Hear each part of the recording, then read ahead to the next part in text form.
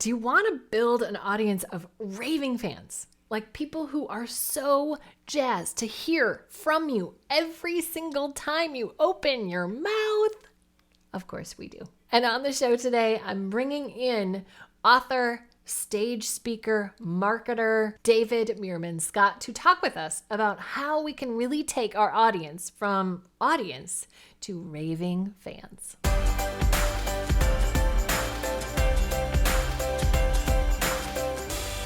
Hey everybody, my name is Sally Z. I empower purpose-driven entrepreneurs and change makers and coaches like you to leverage the power of speaking on behalf of your business so that you can grow your audience, grow your revenue, and grow your impact. On the show today, I have with me an interview that I did with David Meerman Scott. Now, here's what's funny about this interview, you guys. I did it in January of 2020. And we were going to share it in March of 2020. Remember what happened in March of 2020? Yeah, the world changed. And this conversation, a part of it is about David's absolutely amazing approach as a stage speaker. And so part of me was like, I think we got to save this till we're back out in front live with people. So I waited and I waited and I waited. So here we are. I think we're on the precipice and we're going to start coming back out front. So there's part of this conversation that you're going to hear from David about how he just wowed on some of the biggest stages in huge stadiums with 10,000 plus people. I mean, this guy knows how to work a room and leverage the power of that speaking. Now, the entirety of this conversation exists over in Movers U, so it's just for my students, but I pulled out some of it for you here on the podcast. So you're going to hear a little bit about his speaking, but really the core of this conversation is about David's book called Fanocracy and about how we can take advantage of this connection that we get to have with people when we step out front and how to turn it from more than just like audience and speaker and turn it into fandom. How to create raving fans, I think, is really important for us as we are scaling our business and growing our impact. So I'm really excited for you to hear from him on this. I've been sitting on this conversation for so long. Here he is, David Meerman Scott. So let's talk about your book. Yeah, thank you. And because that's what you've been traveling the world recently talking about your book, Fanocracy, that you wrote with your daughter. Yeah, my daughter Reiko. She's now 26 years old. I'm a massive fan of the Grateful Dead, a massive fan of live music. My daughter Reiko is a huge fan of Harry Potter, read every book multiple times, seen every movie multiple times. So we were both massive geeks about the things that we love, live music and Harry Potter. And our thesis in the book was that organizations of all kinds, or even thought leaders, can create fans just like entertainers, just like Harry Potter and the Grateful Dead. And we spent 5 years researching this idea. And the answer is absolutely, positively yes. Anybody can develop fans. Any organization can develop fans. Any person can develop fans. And what it's about is a true human connection. One of the things that we really enjoy digging into is the idea of neuroscience around fandom, of how and why people become fans is actually hardwired into our brains as humans, because we have a deep-seated need to be a part of a tribe of people, because within our own tribe, we're safe.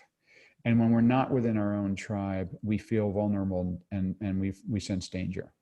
So what that means is that any organization, if they're building a tribe of people, can develop strong emotional connections, because that is how we humans are built. And it's just a fascinating topic. We found examples of all kinds of different organizations and people, nonprofits and government agencies and software companies. So what does that look like when you think about us as speakers? And oftentimes you're building your brand and your audience around an idea, and yet you, the person, you are the source of connection. And the part that I'm leaning into and love so much is the part about the emotional connection. Yeah. Because when we're speaking, that's the great opportunity that we have, is to create an emotional experience. Mm-hmm. So these worlds Yeah. colliding for you as a speaker and as an expert on creating your fan base from a marketing perspective, how do these come together for you? So what's interesting to me about this is that this idea of human connection is very, very important. It's actually an essential element of the idea of developing fans. So here's what this means outside of the actual speaking itself. What it means is that you show up early to your event and you make sure you do a good job. That's a given that you'll do a good job on the stage. But then afterwards, you don't do what so many speakers do, especially the high-end professional speakers, is they finish their talk and they run to the airport. Because you're not having a personal human connection. You're not making those people a part of your tribe. Better yet, stick around as long as you possibly can.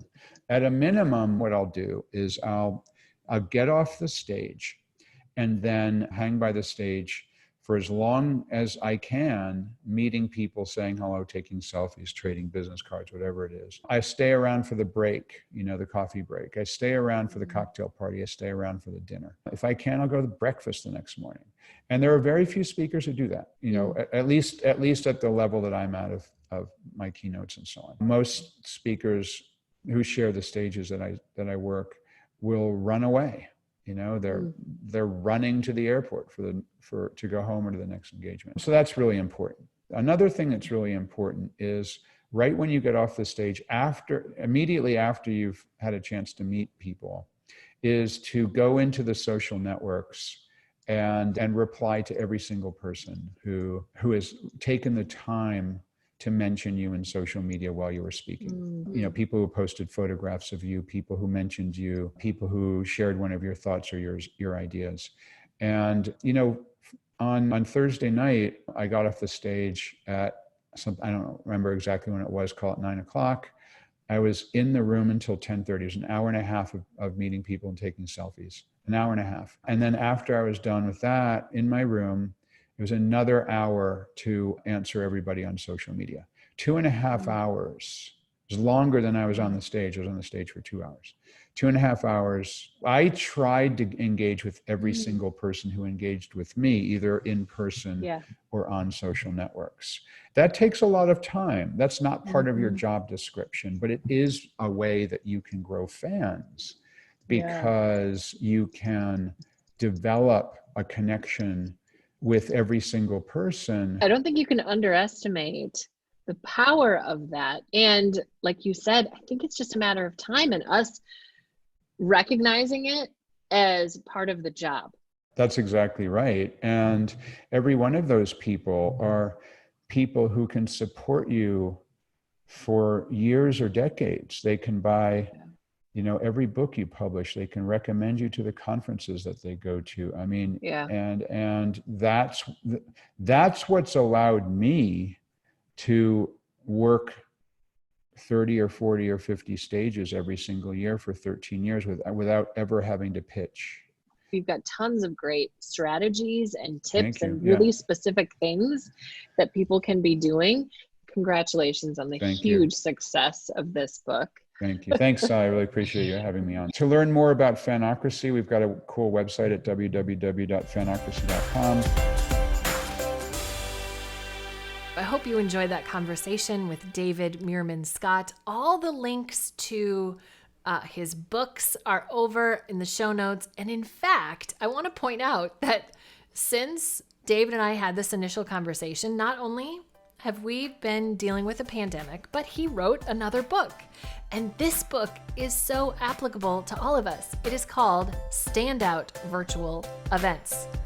I'll include notes to all of that over in the show notes. You can find it all at bemoved.com. All right, my friends, this moved me. What is moving you? I can't wait to hear it.